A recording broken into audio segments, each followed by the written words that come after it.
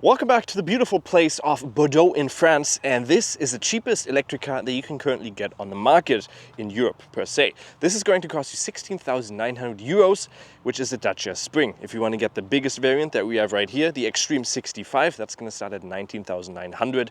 Ours is going to cost you a little bit more than 22,000 with all the extras. But this car has gotten a very nice update. You can definitely see it by the way it looks. Looks a lot like a Duster in my opinion with the new one. Cheapest electric car that you can get. The only electric car that's going to weigh in at under 1 ton, 984 kilograms, which is really light. But let's first of all take a look at the design in the front real quick. Like I already mentioned, looks a little bit like the new Dacia Duster. You got the Y design on the top for your daytime running light, which is only on the side, doesn't go through. You have your halogen lights down here, which are going to illuminate the road. Okay, with the Extreme variant, you also get this map down here, which looks pretty cool with a French license plate. Very nice. And because this is out of basically material which is dyed in the color, it's going to be very resistant to scratches because you can't see them that very well. On the side, with the Extreme variant, you also get 15-inch wheels standard wise, and you can't choose any other ones. So these black designs, which look really, really cool in my opinion. With the Expression and the Essential and the Expression, those are two other variants, you get 14 inches on the Essential, and the Expression, you have the choice between the 14 and 15-inch wheels. You can see this car is tiny, perfect for a city. 3 meters and 70 long, and just perfect if you want to drive around the city, especially in France where not everybody's very good at parking.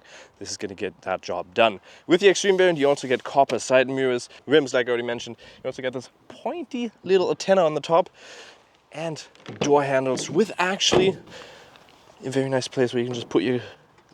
It doesn't work right now. It does work, never mind.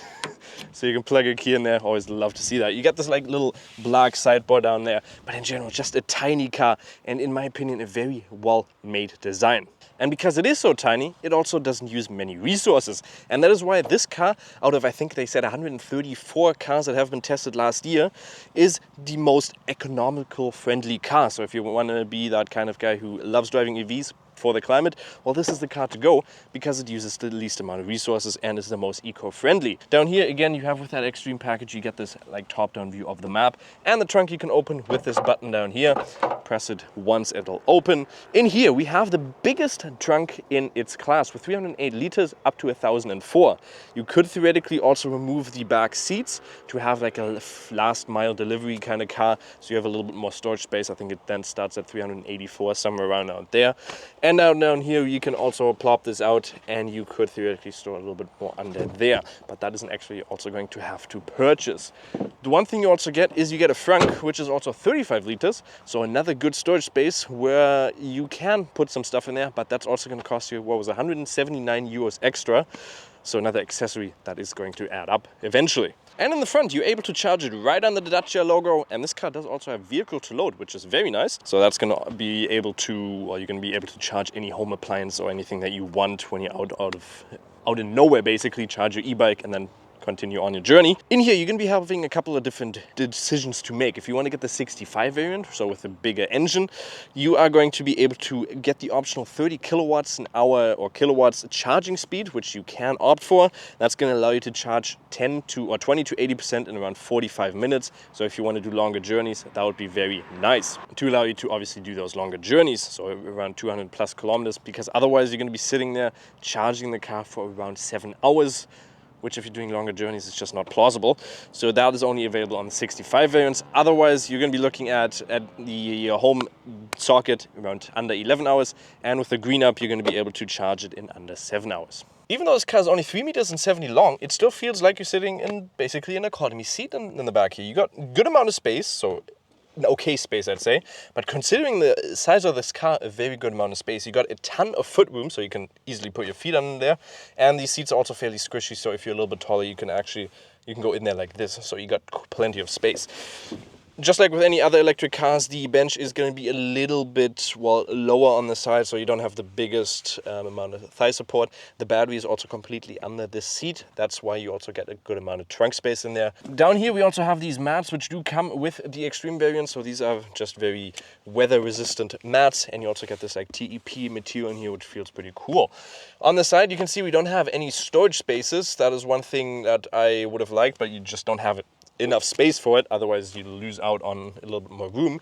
So the only place where you can store something is right down here. We don't also have a center console, so you can just flip over the complete bench in the back, and you have a little bit of a load gap when trying to load something in the back.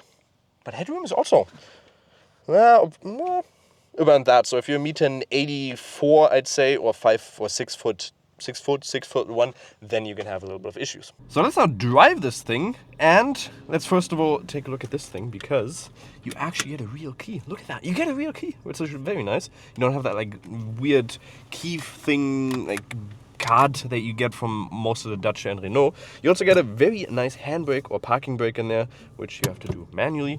And then you can also turn the engine on. Down here you have your gear selector, which is in this like little podium, which looks pretty cool.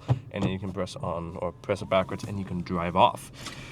They have done a lot of things to make this car more comfortable to drive. It's not just your typical, okay, let's change a little bit the way the car feels and just a power output. No, they've changed the power steering, which really is a noticeable difference, because the previous model, we were always, when we drove it around half a year ago, I didn't really like the steering input and the way it felt when, well, basically steering. This is more direct now. It has a more, well, a redefined steering input. I really like the way it feels, especially when you're driving in the city.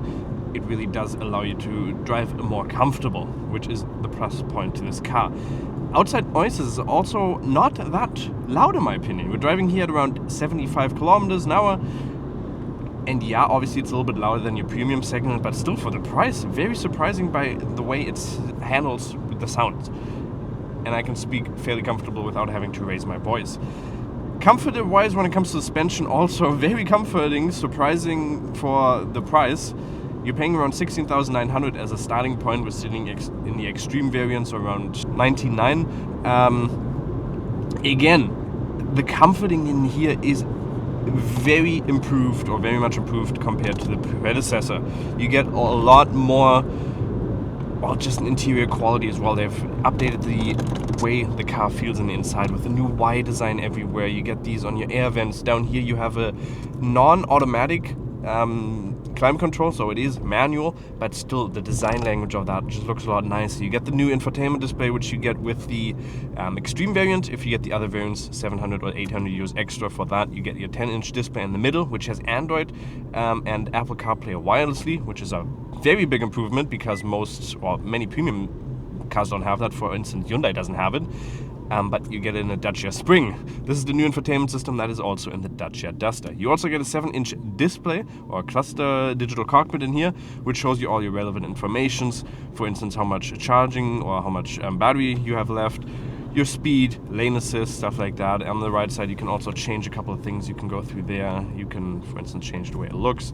You can have that in there, and you can also change on the right side for your personal preference, for instance your distance, your eco monitor, and a couple of more things. Surrounding view in here is also good, obviously, because it is a small car. The rear window is maybe a little bit small, but still, because it's such a compact car with 3.70 meters of, I was about to say wingspan, that's an airplane, of length, this car is just very compact and very nice in my opinion. We're obviously here traveling in France, and most people are in France, well, when they park. I always remind me of that Jeremy Clarkson or Richard Hammond video where he's parking in France.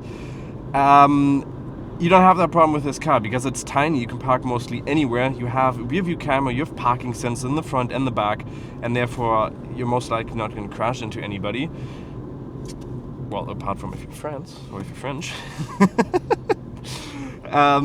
So again, assistant features has also been updated to apply with the new EU regulation. So you have lane assist, you have lane departure assist, you also have a speed warning assistance, which you can all turn off if you just go down here. That was a big bump in the road.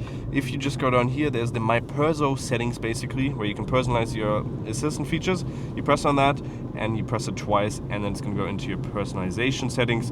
For instance, that is for us where we have everything turned off, so you don't have any, you can see we don't have any sound for your speed warner, which is always nice to have, but that way you don't get lane assist. But the other thing is, lane assist in this car is not very good in my opinion. You really need very visible lines in here, and you also need lines that are, well, not connected, so it runs on the right side for it to really work. And then out of 10 times it works. for instance, if I turn it on, it should show you up here that it has lane assist, but currently it does not have it active. Or if it would be white, it would work, but if I go over here, it's not going to do anything. 3 out of the 10 times it did vibrate and it started to turn back a little bit onto the road. Otherwise, it really doesn't do much, and it doesn't, well, it just doesn't work too well. Sound system here is also okay. It's not great. It's okay. You got Apple CarPlay, Android Wireless, so you can just use that if you want to, well, listen to some sounds. And like I said, suspension is surprisingly well. Did he just give me that to say don't drive? He just said that. Okay. I use the force to stop. Cool. Oh. T2. Oh, nice little T2. Beautiful. What we do also have in here is obviously a range claimed of 225 kilometers with the 26.8 kilowatts in our battery. Fuel consumption that is claimed is around 13.5 kilowatts an hour. You can see we're currently using 12.6. Where am I even having to drive? I don't know. 12.6 is what we're currently at, and we've been driving around 80, 60, right around that speed. And obviously in the city as well. So the perfect place where you, on average, drive this car is city and also a little bit of country road driving with an average speed of around 100 in Germany, maybe 80 in France. And that is where this car really does shine. The consumption here is great, 12.6, and keep in mind, we do also have climate on. If we go into the setting in here, go into my drive, we can go down here. Don't worry, the 102 kilowatts now is not correct, but 12.7 and 2.3 of those were with climate control. So it would be a 10.3 basically of consumption, which is insanely low. This car is one of the only electric cars that does weigh below 1 ton. I think the only electric car that weighs below 1 ton on the current market. And that's why the consumption is also so great. Obviously you don't have the biggest battery, so the range is not that much, but the average Dacia driver or Dacia Spring driver drives 37 kilometers a day with 4 trips, and 75% of them charge at home. So do you need more? Not really. But that is the aspect that most Dacia drivers, or well, people that want to get into the... Where do I need to go? Give me a second here. I need to go right. That's the aspect that most people, when they get into the electric world, they probably want a car that gets a little bit more range just to have the confidence, okay, I can maybe do longer journeys. Well, the Dacia Spring is more of the car that you want to use as a second car. You don't want to use it as your main car because of the range. You can theoretically update or upgrade to that 30 kilowatts charging speed, so you are able to charge quicker and charge in around 40 minutes. Oh, that's the Atlantic right there. Oh, that's beautiful. The Golden Gate Bridge here, you can see the arches. The 3 arches are somewhere around here probably as well. Look at that! We're in Dacia Spring at the Atlantic. Oh, it's cool. I really like this. So the first time seeing the Atlantic, they see it, and they're playing, what are they playing? FIFA! They're playing FIFA. Cool. There's a surfing event going on or something. This looks really nice. Wow, this is pretty cool. But yeah, so the average driver obviously doesn't need the kilometers, but most people are probably skeptical. Okay, 225 kilometers. I want a car that gets a little bit more. My ICE can get a lot more range, so why should I be getting a car that, like this, doesn't go that far? And in the city, you get a low consumption, so claimed around 305 kilometers, and I think that is definitely doable as well. And we are currently getting a very good consumption, so we could theoretically also be getting less than those 12.6 kilowatts, if we, for instance, or kilowatts an hour, if we turn off the air conditioning, even 10.3, which is an insanely low value for a car where you're driving almost like 80 on average. So what is my final verdict on the new Dacia Spring? Well, in my opinion, the design and everything that they've changed compared to the previous one definitely makes the target audience a little bit more broader. The average driver for for a Dacia Spring is around 57 years old. And now I think with the interior, with the new Apple CarPlay wirelessly, with the bigger infotainment display, or even a good infotainment display in my opinion now, you're going to be able to just have a lot more people that are younger might actually choose this car as their first car, or just a car that you can get around the city. So your parents might buy you one of these, even though that they'd still be pretty rich if they can afford you one of this.